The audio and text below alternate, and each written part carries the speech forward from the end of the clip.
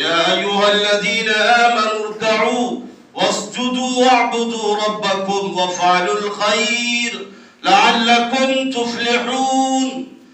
صاف طور پہ فرما دیا گیا اے ایمان والو، رکوع کرو، سجدے کرو اور اپنے رب کی عبادت کرو، اور ساتھ ہی فرمایا وَفَعَلُوا الْخَيْرِ، خیر کے کام میں بھی شرکت کرو، خیر کے کام میں بھی حصے لو۔ کیوں؟ لَعَلَّكُمْ تُفْلِحُونَ، تاکہ تم کامیاب ہو جاؤ۔ ایک چیز کو یہاں صرف نہیں لایا گیا، صرف نماز کی بات نہیں کی گئی، صرف روزے کی بات نہیں کی گئی، صرف عبادات کی بات نہیں کی گئی، صرف حقوق اللہ کی بات نہیں کی گئی، بات کی گئی ہے دو چیزوں کی۔ ایک طرف عبادت بھی کی جائے، حقوق اللہ بھی ہو اور حقوق العباد بھی ہو۔ ایسا نہیں ہونا چاہیے کہ صرف ایک ہی چیز ہو، صرف نماز ہو، صرف روزے ہو، صرف نفلہ ہو، صرف تہجد ہو اور صرف ذکر و اذکار ہو، صرف تسبیح کے دانے ہو۔ ایسا نہیں ہونا چاہیے، بلکہ ساتھ میں وَفْعَلُوا الْخَيْرِ، خیر کے کام ہونے چاہیے، ساتھ میں بھلائی کے کام ہونا چاہیے۔ مطلب یہ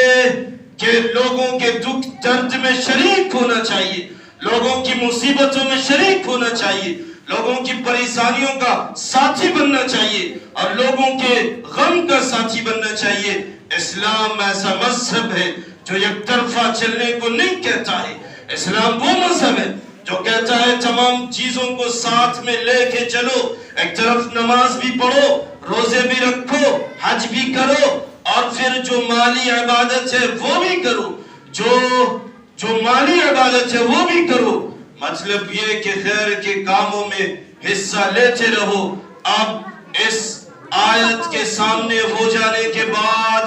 اس کے مفہوم کو معلوم پڑ جانے کے بعد، ہر بڑے لوگوں کا کام یہ ہوگا، ہر اچھے لوگوں کی ذمہ داری یہ ہوگی کہ ہر کوئی نظریں دوڑائے گا، اپنی پڑوس میں دیکھے گا، اپنے قرب و جوار میں دیکھے گا، اپنے گھر کے ارد گرد میں دیکھے گا، گھر کے اطراف و اکناف میں دیکھے گا کہ کون ضرورت مند ہے، جسے کمبل کی ضرورت ہے، جسے بلینکٹ کی ضرورت ہے، جسے جیکٹ کی ضرورت ہے، اور جسے چادر کی ضرورت ہے، اور جسے ٹھنڈ سے لڑنے کے لیے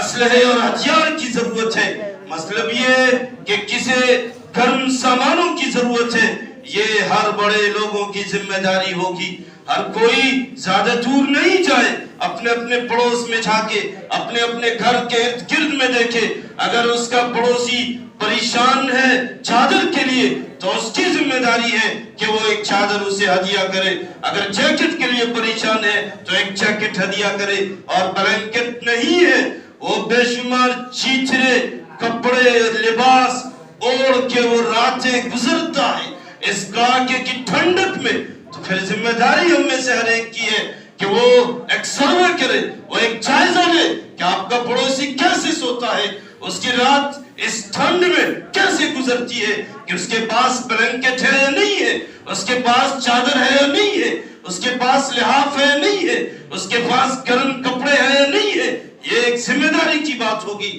اور یہ اصل عبادت کی بات ہوگی۔ اسے